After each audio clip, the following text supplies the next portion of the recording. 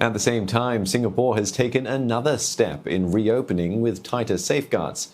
Staff working in high-risk settings with unmasked customers like F&B outlets or fitness studios will have to go for regular testing. 2 quick test centres have opened today.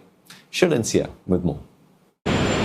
This is only the first day of operations, and testing isn't compulsory just yet for these workers in higher risk settings such as F&B or gyms and fitness studios. And the government has also said that testing will only be made compulsory by around mid-July, where they will then have to go for a 14-day testing regime. Now, what remarkably sets this testing centre apart from other testing sites and centres in Singapore is that it uses DIY testing kits. Now, that means for people who do come in, they will have to administer the swabs by themselves. But of course, there will be centre personnel here to guide them along the way and to make sure that they do it correctly.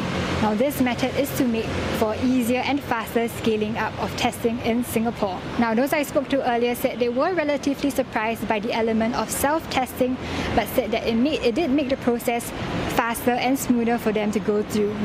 It's actually quite easy for the self-testing. The instruction is very clear and it's quite well organized. Yeah, there's no any uncomfortable feeling. I work at a Tekka market, one of the stalls, so I think it's necessary to always get checked every month or something like that. So I think it's not a problem. I mean, it's better be safe than sorry. So this one in Tekka is just one of 2 that have opened today. There is another in Yishun in the northern part of Singapore. And the government has said that they are planning to progressively open more of such centres in other areas, possibly to also serve a more localised target group as well. So then by mid-July, all staff in these higher risk settings of F&Bs or personal care services will then have to get tested every 2 weeks. And in the meantime, the government is also facilitating earlier vaccinations for these individuals, so that by mid-July, it's also hoped that the dining limits can be raised.